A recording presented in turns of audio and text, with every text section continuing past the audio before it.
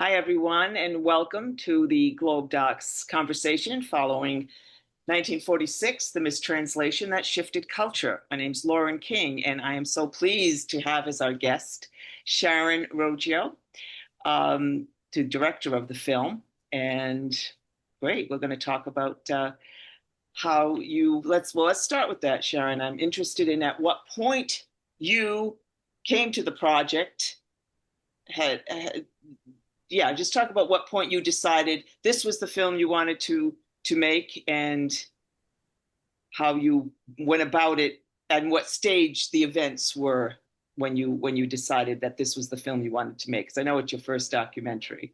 Yeah, this is actually my directorial debut, and never in my life did I ever think I would be making a documentary about the Bible. Uh, but here we are.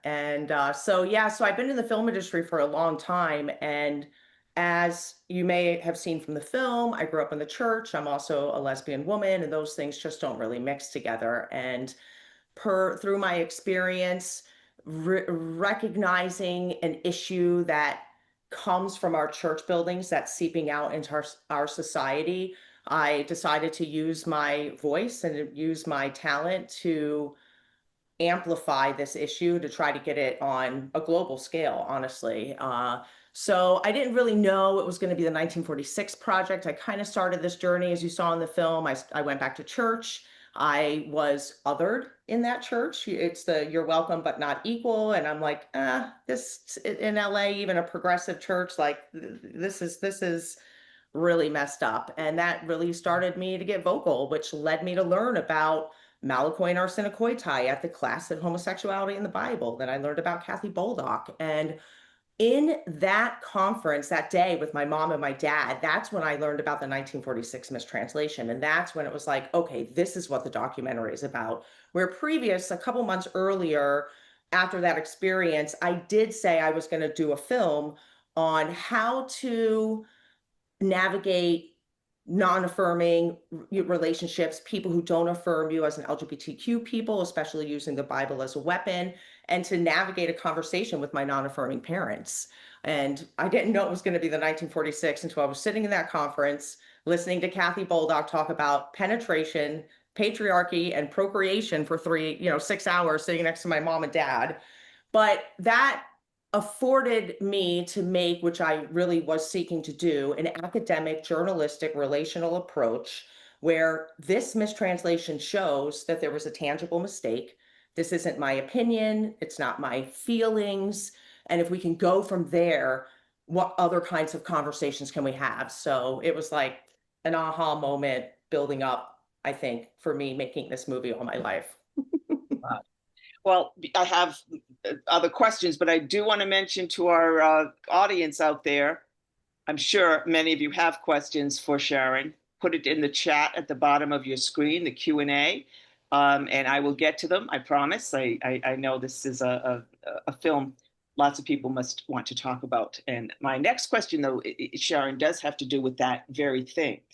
You focused on the mistranslation when you learned about it, but how did you already know that you wanted to put your own story in there and your own history, including your relationship with your dad?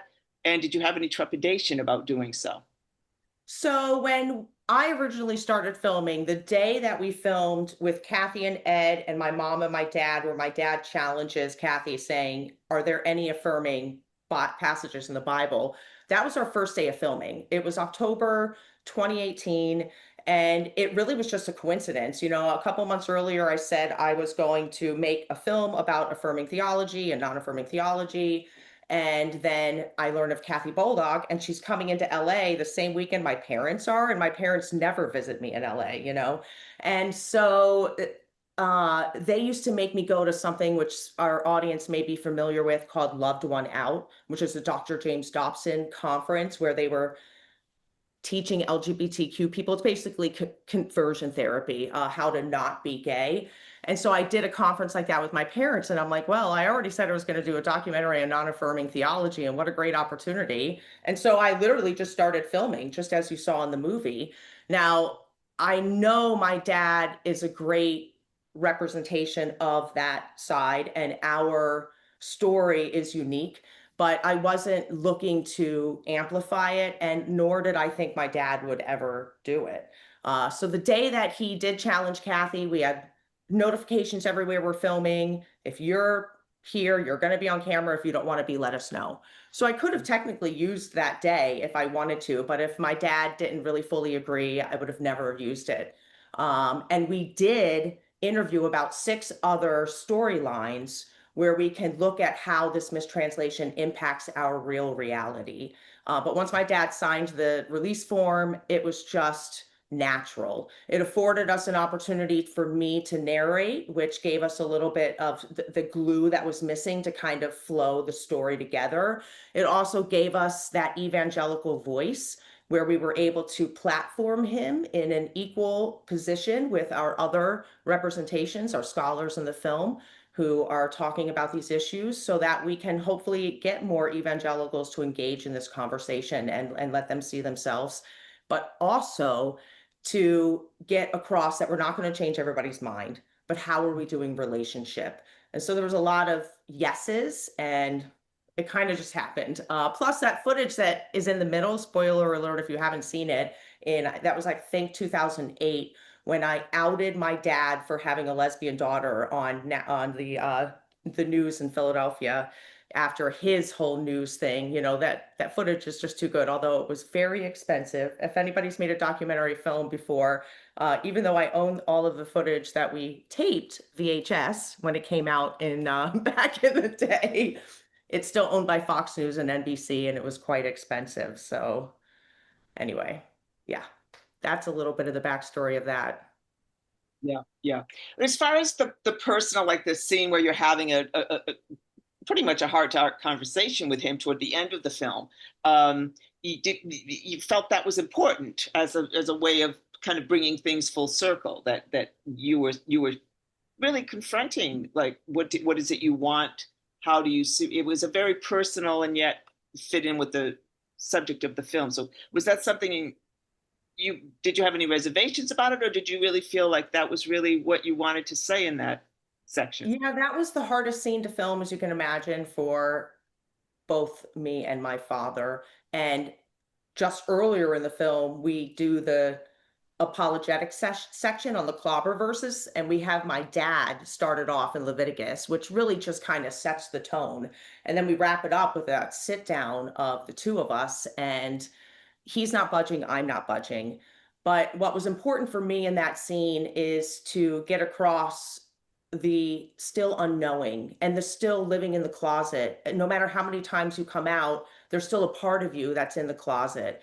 And no matter how many times I spend Christmas with my family, there's still a part of me that they don't know. And so it really was important to get that across. And so I just sucked it up. And my dad is a good sport, really. He and my mom, they both love me very much, and they're doing the best that they can. And so that's the only reason too why our relationship does work, and we are able to stay in relationship, because they're not constantly beating me up.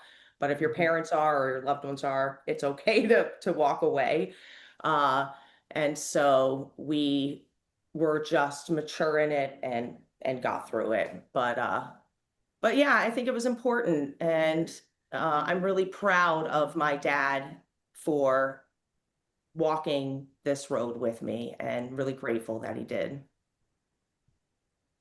I want to talk to you about the scene toward the end, which is almost almost a, a climactic moment toward the end when David Freeron is introduced at that meeting.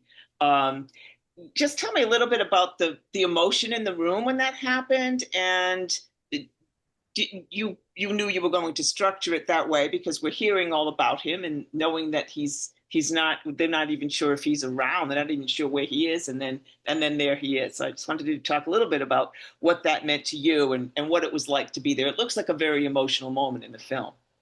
And that moment too for David, as you can imagine, was the first time he came out publicly as a gay man in his 80s after living closeted for so many years. I mean, not only would he have lost his job, he would have not had any opportunity as a gay man. And there, in the 50s and the different time periods that he grew up. And uh, so it was really quite wonderful for him as well. But everyone in the room. That was at the Q Fellowship Conference, which is a LGBTQ conference where people gather every year to talk about and where queer Christians and gay Christians gather.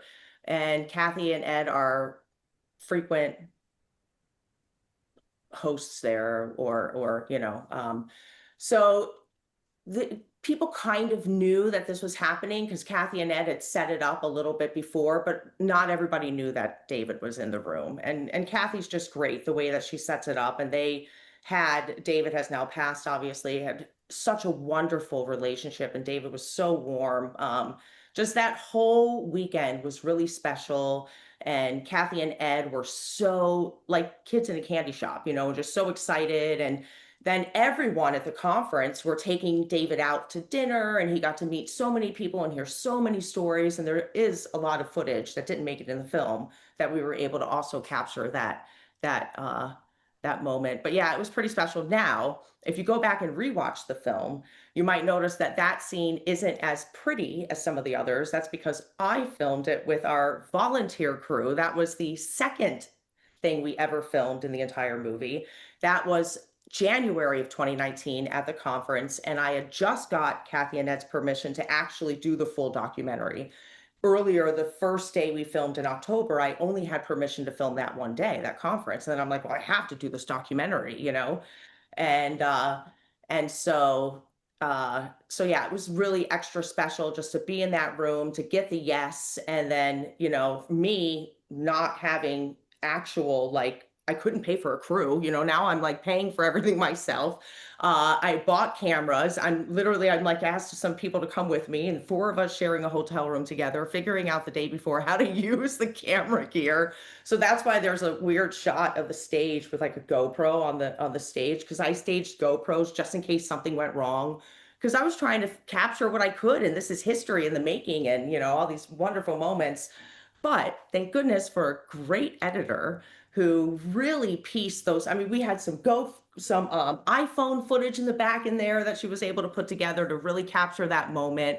And me not knowing how to use the jib. Oh, what a mess. I'm giving away all my secrets, but it worked. And then later thank you to anybody who ever supports independent film and funds things like this. Once we were able to get funded, we were able to hire professionals, including our editor, to help me put all of that together. But yeah, you'd have to talk to Kathy too to get some more insights on that. It's really she has a book coming out, so you can get a little bit more on that. It's called Forging a Sacred Weapon: How the Bible Became Anti-Gay. So that'll actually give you a little bit more insight on that. And then did you go to Canada to interview David in those sit down interviews? Was it after that, after the So meeting? that's actually an interesting story. I did not go to Canada to film him. I went to Canada after the movie was made to meet him because this was during COVID. And so COVID happened in the middle of our movie, and I'm like, okay, what are we going to do? And we ended up opening up the movie to Zoom meetings with community people from all over the world. And that was a way that we met volunteers and research people and all this stuff. But I simultaneously was doing another just kind of lesbian meet and greet. And I met this lesbian woman from Vancouver Island who was a filmmaker. And I'm like, get out. And like the next day or 2 days later, I was thinking, and I was like, I wonder if Chris can go and film Reverend David. And it was the end of COVID. And so protocols were in place, and all the things that you needed to do. And she and a cinematographer went to his home and filmed all that stuff in his home. They did 2 sessions with him, really, and she volunteered her time and was able to get some wonderful credits for us, which just saved us tens of thousands of dollars, as you can imagine, and really just wanted to support and help the movie. But yeah, we did 2 sessions, one of them in a hotel room. And that phone call at the end of the movie is we knew that Chris was in Vancouver Island with Reverend David while we were in Reno with Kathy. So we purposely made sure to set up a phone call. So it's real. It was a real phone call in real time, but that just helps to add some production value. And Kathy and David talk to each other on the phone all the time. So I did not have the privilege of filming David there. I only filmed him that first day. And then if you see some earlier trailers, which I don't think there are any up on YouTube right now, you can see the first interview I did of David, which again, you can tell a real cinematographer did not film that stuff. But it got us, again, more people to see the film and see the trailer and then support the work so we can finish the film. Did he get to see it before he passed, Sharon? He did. He got to see the film. He was unfortunately not able to go to Doc NYC with us for our world premiere. Everyone else was there. We had a donor actually sponsor people to come out with hotel rooms and have everybody celebrate together, which was very unique and amazing. Um, but he was celebrating in Vancouver Island with his buddies and so proud. And everyone on the island, there's little church communities all over, just so proud that that history came from not only their church, but they're part of the world. Wow. If anyone has joined us recently, we invite you to put a question for Sharon in the Q&A chat. Sharon, the film has been, you mentioned a few film festivals that it's played at. It's been playing in festivals, and I'm going to ask you where people can see it and anything upcoming as far as festivals. But I just want to ask, in general, this is the kind of film that I'm sure the reactions run the gamut. So how has that been for you? Are people reaching out? Are they, what's it been like as the filmmaker, and obviously putting so much of your time and heart into this? How's that been to get that reaction? Yeah, and the reaction's mixed, as you can imagine, from people in the very dogmatic, fundamental world. We have been wrong even before they saw the movie. We've had somebody write a book about our movie. We had newspaper articles, sermons, radio shows, podcasts, I mean, blogs of people debunking our film. And then after they've seen the film, the response is the same, but they completely misrepresent our argument. And it's really interesting the things that they pull out and the ways that I feel there's no dialogue there. It's just attack. We're right, you're wrong. Attack, attack, attack, and it's sad. It's sad to see, honestly. But on the flip side, the other response has been wonderful. We've seen people who have needed this information to have their head and their heart align, and they're starting to make better decisions on how they use the Bible or misuse the Bible to hurt one another.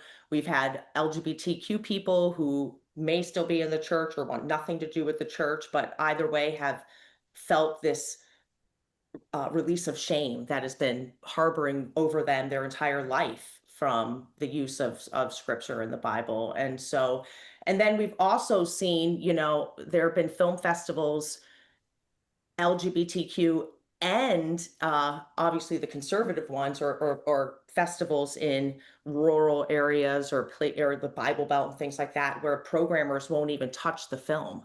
And we've had to have other programmers fight for the film to even get in. And most of those film festivals that we've had to fight for, I'll name two of them.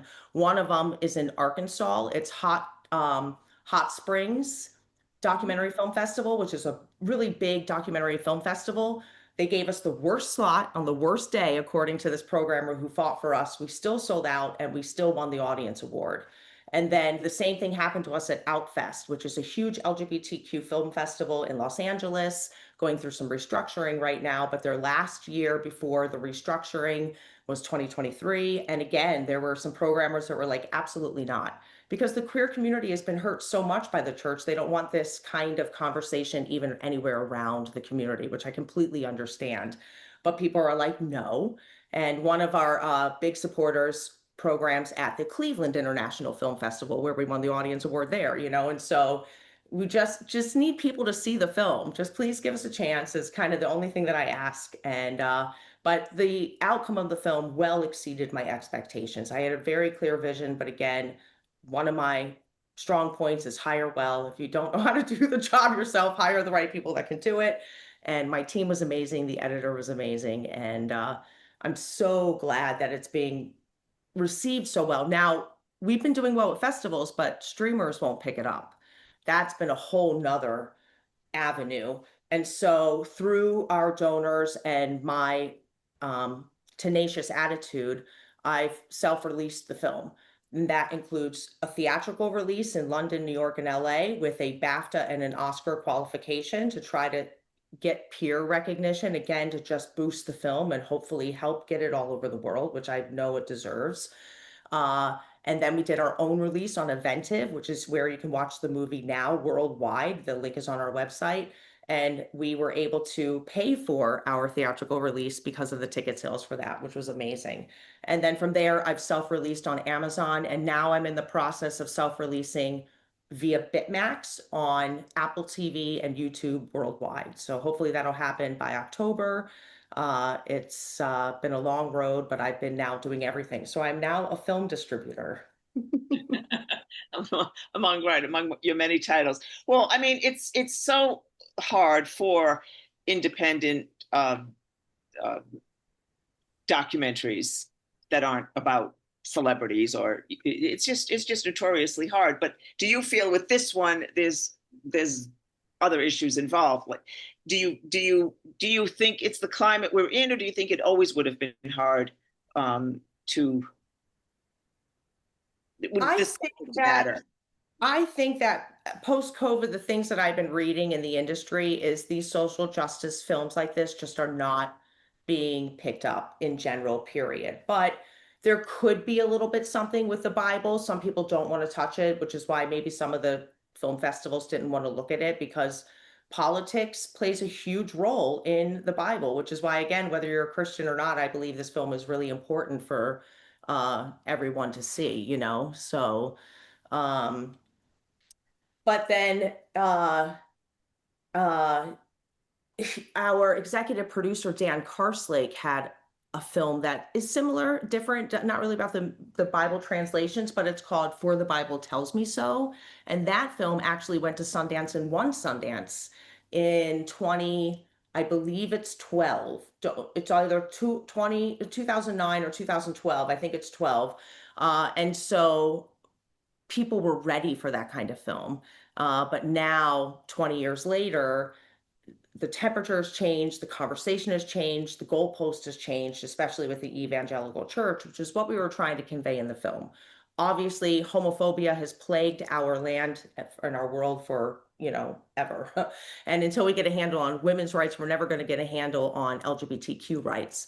But this mistranslation in the Bible and the merger of the moral majority and having it in black and white, saying, look, here's who the bad guys are, afforded them a weapon. And that's when we see the real amplification of this misuse of the Bible. So that's one of the things we really wanted to convey in the film. So who knows? I don't know. If there's any programmers listening or anybody who wants to help, you can send me an email. I'd love to talk. Uh, I do want to ask about another scene that earlier, so pivotal, this pivotal scene when Kathy and Ed are in the Yale Library, um, and they make the discovery. So talk a little bit about that. Had that happened already, or was that all in the moment? Was that unspooling as in real time? That's a great question. So that happened in 2017 before I even knew who Ed and Kathy were. So Ed and Kathy started working together around 2016 and then found out, through Ed's investigation, he was the one who found out all the archives were at Yale. He calls Kathy, they're going. And they were just documenting, that was all iPhone footage. Again, just like, can you imagine? And so they brought a friend to help document, and they were just doing photos. But Ed had this vision to also just document it a little bit more. So they were outside of the university doing like establishing shots and stuff, And as soon as Kathy found that letter, she was like, "Get over here, get over here!" And I'm just so grateful for our amateur friend who held the camera correctly, and he got the Yale University sign right over Kathy's head. But that was a tricky scene to piece together too, because it was just one camera. The audio was a lot to clean up with a microfilm in the background. You could hear the swoosh, and we got rid of all of that, which was a miracle. Um, but there was a lot of on the screen, and he pulled out at some points and in, but again, that's just a good editor. Our editor crushed it, and then we did some graphics in there. But as soon as I got that footage from Kathy and Ed, I remember I was just like, I mean, this is cinema gold. I cried. I'm like, this is the heart of the movie. And then me being the journalist that I am, and also, working under this morality clause, I contacted Yale University and told them everything. To which I got a letter from them saying that basically I can't use any of the footage because they didn't have permission to shoot on their property. And I'm like, oh no, I just opened up a can of worms. What are we going to do? Meanwhile, we had just gotten into UCLA for our fair use uh, at their fair use legal clinic. So they were looking over the film and they said, don't worry about it. They don't have a case. And then there was a little bit of UCLA Yale rivalry going on there, and it's like they can't do anything. And really I just didn't have permission to continue and film more. And they did have the rights to do what they were doing. But I was so like, could you imagine? I'm like, this is the heart right here. But we got through that. There were many stressful moments, as you can imagine, throughout the movie, but that was one of the worst. You really got a baptism by fire for your first film. I I mean, these did. are all the like if when you make another one, which I'm going to ask you about. I mean, you learned everything from, like you said, this kind of thing. Now, when you say the morality, do you mean your personal morality? You My didn't personal ethics. I meant ethics. Yeah, I couldn't get the right word out, and yeah. you felt that you needed to tell them, and then Well, no, just I mean, like, it's also like I wanted to film more, really, is the main thing. We wanted to go in and do some more stuff. And I already told them, what we were doing and what we had and how exciting it was. And, I just felt like, oops, open mouth, insert foot, well, Yale must be quite proud of it though, because they have it on their website. They Totally. They are. And they've done screenings and things like that. It was just the media department. It was just their lawyers then coming in and doing all the things that you need to do, like it was totally fine. But yes, it was definitely a lesson. I would do it again though. I mean, we have nothing to hide and we don't want to do anything that we can't do anyway, but that's why you go through fair use and things like that. And so, but yeah, that was an interesting lesson. you definitely need the legal input, but that's always A at the end hundred of every percent. documentary. We do have a couple of questions, Sharon, so I'm just going to read those, and I have Great. more, but let's see what some of our audience members have to say. One asks, what were the biggest challenges in getting this project off the ground, emotionally, logistically, or financially? Yeah, it's all of the above, I was going to say. I mean, financially, it's always either time or money. And if you don't have the money to do it, you have to figure out how to do it yourself. And there were a lot of things like we talked about earlier, the first couple filming clumsiness, where it's like, I just have to figure it out. And it was a little stressful. To that end, too, it was hard to play the producer, set up all the cameras, try to figure out data management, and talk to the cast. And so Ed, it really impacted him where he wasn't really able to give us what we needed. So once Jenna came in, the other producer who is there with the hat, she did all the interviews with him. So she's the one at the end with the raspy voice that asks him that question about intimacy. And so it's hard to wear all those different hats and really engage with the talent that you need to. Emotionally, I did go through a period where I remember looking at some podcasts and I'd be like, I cried for all last week. And I'm like, oh man, I did, didn't I? And it's like just letting things out. But I've always been able to show my emotions or at least work through my emotions. And I think that the crying period was pretty healthy period for me to be able to just get out things and not harbor it or keep anything in. And that had to do with reliving and revisiting painful moments from my past with my family, but then also all the hate that we were receiving every single day, not just from people who disagree with us, but people within our own community, and just knowing how this impacts so many people and it still does choke me up today. I'm doing a little bit better where I don't just break down in the middle of this was also again then COVID and then there were periods where I had to leave LA. I left LA during COVID because I was like owing rent doesn't really sound like a good idea and I lost all my side hustles. I quit my job once we got our first round of funding. It's a long story and I'm like I can't stay here. How am I going to do all this, And so I was couch surfing and doing all that stuff for a while.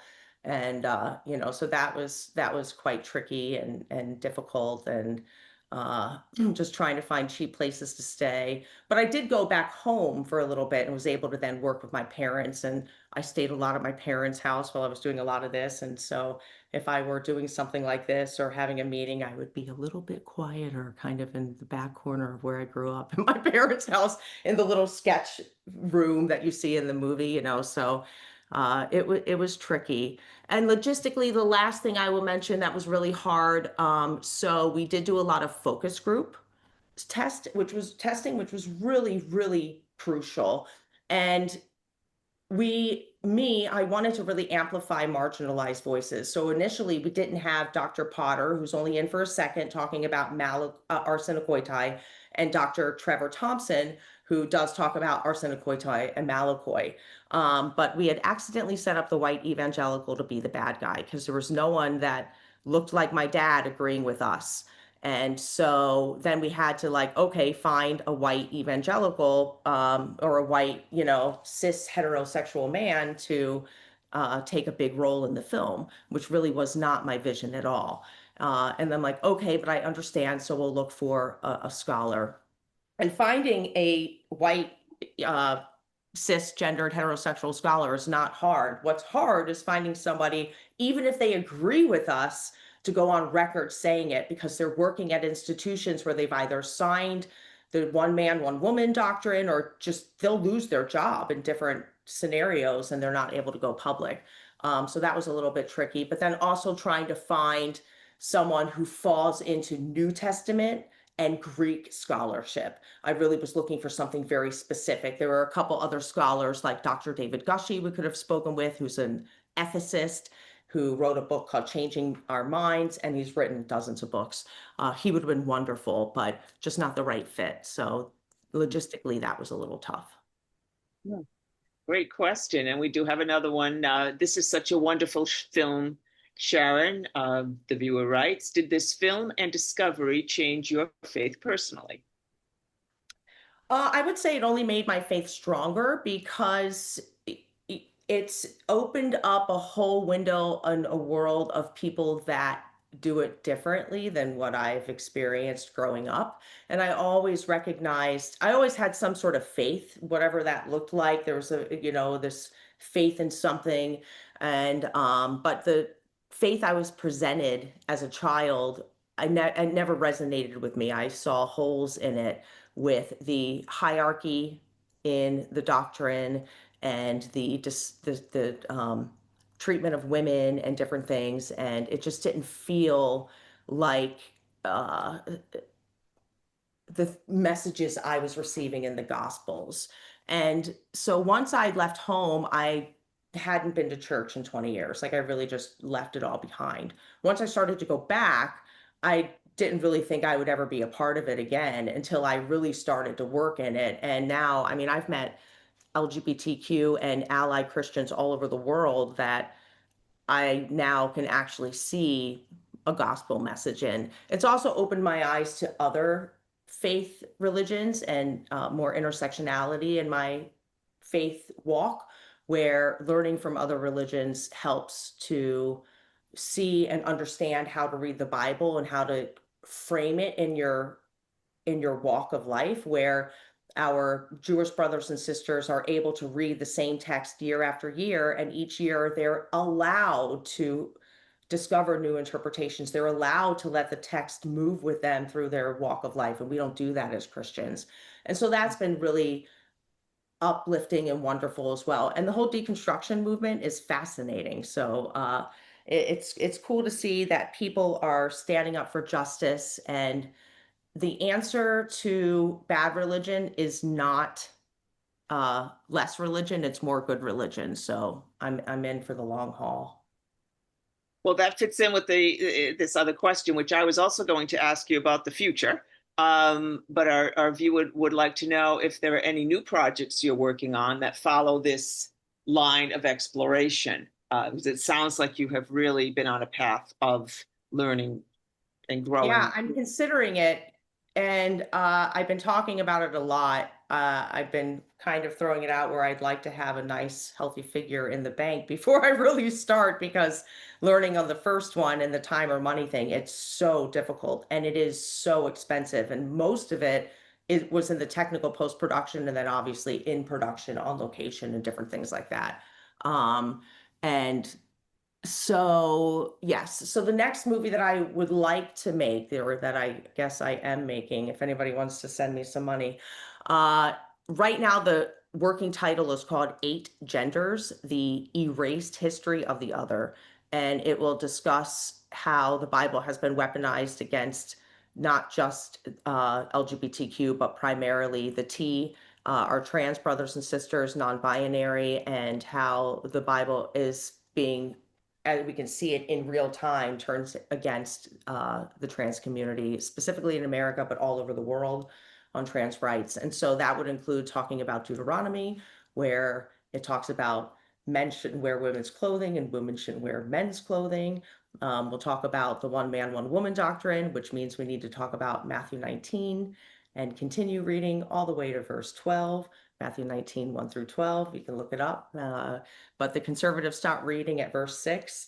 And so, there's just so many different things. That the tricky part of making a movie like this is, how do you toe the line with the evangelical world and then again the LGBTQ world that's been hurt by the church? I think a movie like this can help a lot of people who have been hurt directly by the church, that, the same with 1946, but getting that audience like y'all right now, which I'm so excited again for this opportunity, people who are interested in social justice, people who are interested in politics, who are interested in history, who, whether you're religious or not, understand that the Bible can be used against you. It's only a matter of time.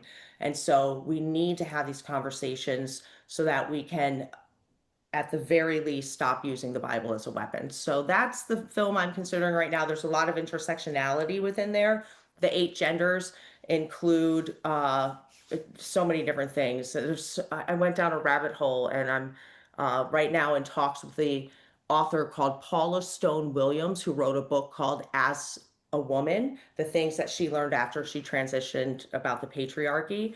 And I sent her an email as we're working together on this project and things like that. And she was like, you need to simmer down. It was just like so many different ideas. But I think a film like this is timely. It's important. My goal would be to get the money in the bank by the end of the year to start production and take it to a major film festival by 2028, the beginning of 2028 or the end of 2027, so we can play it during the important election year in America. So if anybody wants to email me about that, I'd love to talk about it.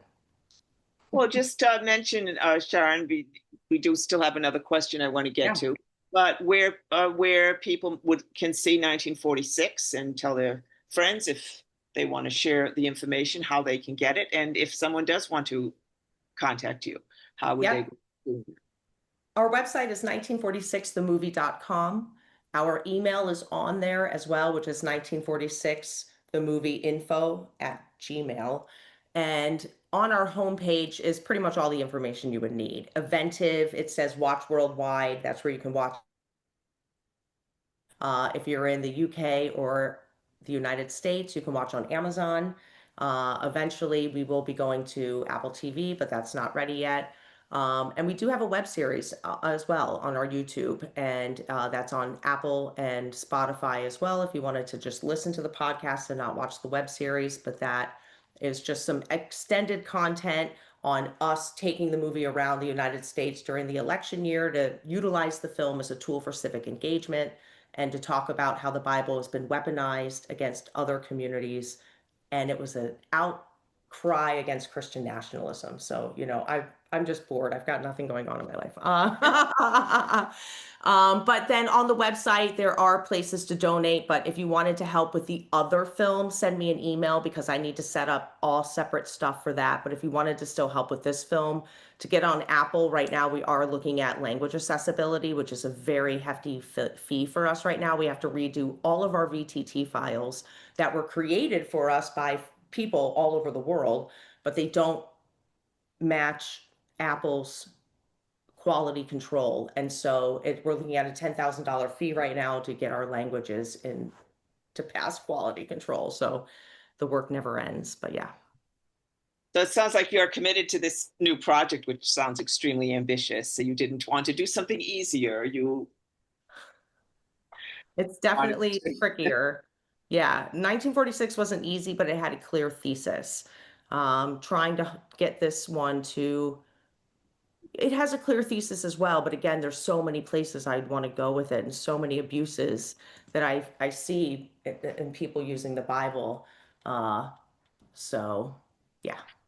But that might emerge the more you do it, as you know.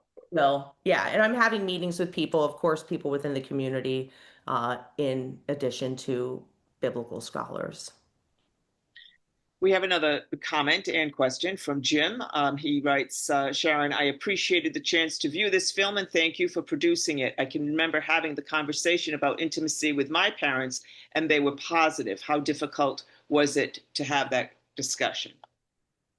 Yeah, that was a question by Jenna, and again, having people on your team that can think differently than you is so important. And she did not come from this world at all. She doesn't understand it. She understands the lack of intimacy and different things, but she was able to pull together just some thoughts that I might not have pulled together. And everyone in the room, as you can imagine, I mean, you could have heard a pin drop, it was just like, and then all of those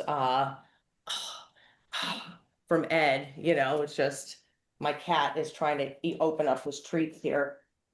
Uh, um, but yeah, it really, and at first, when you see that scene, you think, and all of us thought in the room, you go immediately to sex. But that's not what we're talking about here, And so it kind of did a double thing there for all of us as viewers, as filmmakers, It's like, that's a really great question. He's hungry, I guess. This is Ruben, everybody, my adorable kitty. But that was also one of the first scenes that we edited. That was Ed's, I guess what you would call like a character scene or whatever. So that was that one, and then the scene with Neto and Kathy. Those were the first two scenes that we constructed. So, but yeah, that's that. And that question is Ed's least favorite question, as you can imagine. And we told him he's going to get it everywhere. So he's now, I guess, seasoned in it. He's prepared. Are you in regular touch with Kathy and Ed?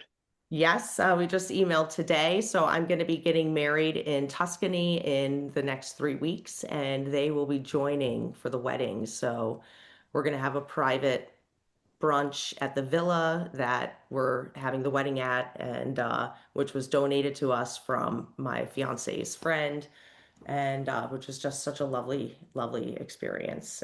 But they're amazing and they're very approachable. You could find Kathy at canyonwalkerconnections.com, and both of their emails are on that website.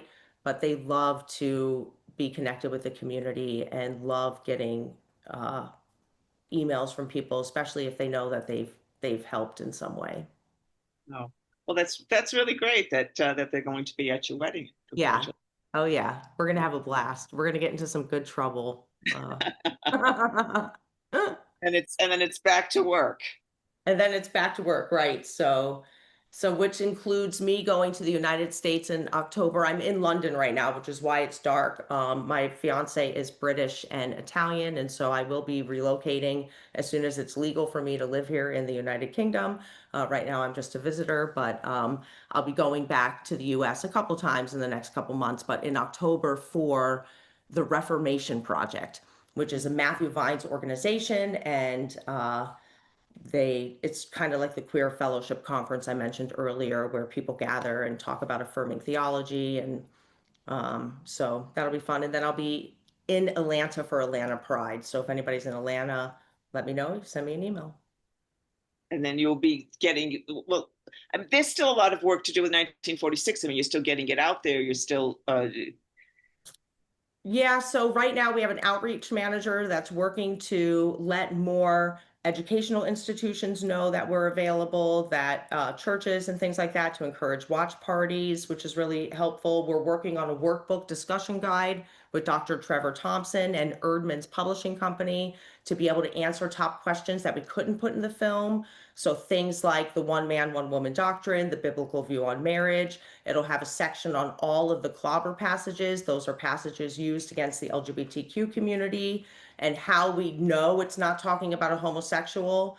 They won't tell you what they're talking about because that's up for scholarly, discussion. There's many different interpretations, and so those things will be listed in there as well, so you can get a really good understanding. And one of my favorite questions that'll be answered in the film: if the Malakoi is a victim, why are they condemned too? Which is a really good question. If they're the passive participant in this sex act and they are not consenting to it, according to some of the interpretations, why would they be condemned?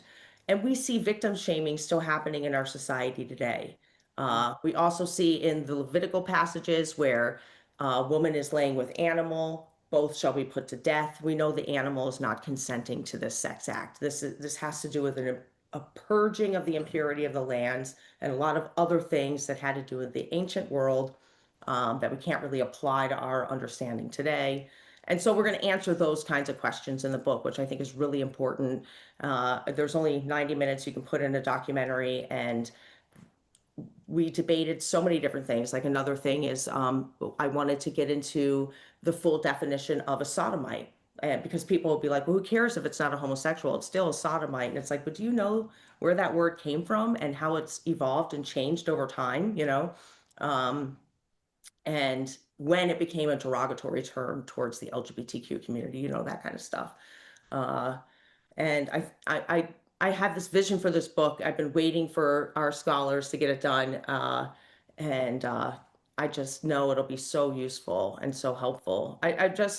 How do you push it out besides opportunities like this? You know what I mean? Like I'm doing all I can to get on social media, which is why we did the podcast. Um, and just continue to spread this message any way that we can. Well, you certainly gave us an illuminating conversation today, Sharon, tonight for you. Um, Director Sharon Roggio for 1946, The Mistranslation That Shifted Culture. I thank you so much for your time and all your great information. And I really thank the viewers who not only joined us, but those who asked questions of Sharon and made this conversation even more interesting. So thank you so much on behalf of GlobeDocs. Thank you again, Sharon, for participating. Thank you for And your great questions. thank you. And thanks again to our viewers. And best of luck going forward with all that work you have ahead of you. First the wedding, then the work. There you go. All right. Okay. Thank Thank you. you, everyone, for joining us. Bye. Bye.